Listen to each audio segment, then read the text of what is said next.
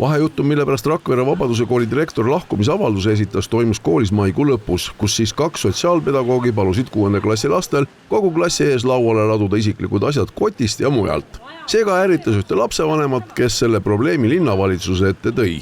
Mõned päevad pärast seda esitas kooli juht lahkumisavalduse ja lahkusid ka sotsiaalpedagoogid. Meeleavaldusele kogunenud inimeste soov oli, et tagada kooli stabiilsus. Kui lapsevanem saadab välja kirja, mille viimane lause ütleb, et sama asi on läinud ka ministeeriumisse, siis mis koostööst me räägime? Miks lapsevanemad ähvardavad õpetajaid?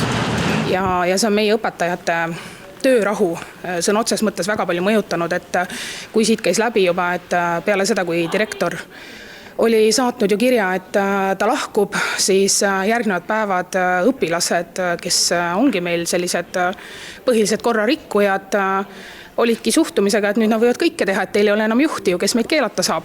Et see on väga palju meid mõjutanud ja meil on ebakindlus, mis saab sügisel, kes saab meie uueks juhiks. Iga uue inimesega harjumine võtab ju mitu aastat aega. See, kuidas seda kõike kajastatud on selle klassi läbiotsimise suhtes, see nüüd ka päris õige ei ole, sest ka minu tütar käib selles klassis ja ta mainis seda mulle täpselt, kuidas see oli, et mingi kotte seal tühjaks ei valatud.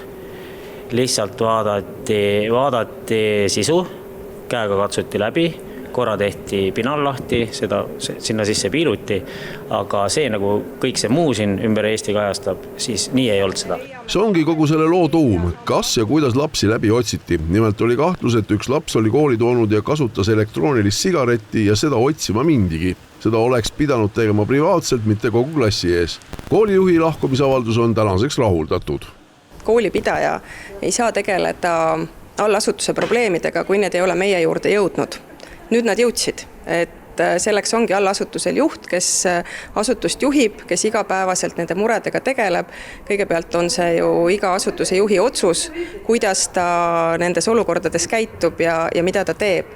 Nii et nüüd need mured, mis on meieni jõudnud, nendega meie kindlasti edasi tegeleme. Kõige suurem hirm kooliperel on, et sellega kasvab noortes arusaam, et nii lihtsalt saab mõnest pedagoogist lahti ja seda võtet hakatakse üha enam kasutama. Vaja on üldiselt lahendada küsimus, kes kaitseb õpetajat.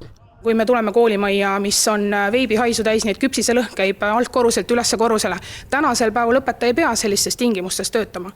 Õpetaja ei pea töötama klassis, kus õpilased võivad olla agressiivsed, verbaalselt teda solvata, mõnitada, öeldagi, et aga ma kaeban emal ära, mis sa teha saad mulle. Et see ei ole tänase päeval, me ei ole niimoodi jätkusuutlikud lihtsalt. Tänaseks on Rakvere linnavalitsuse volikogu opositsioon otsustanud linnapea vastu algatada umbusaldusavalduse.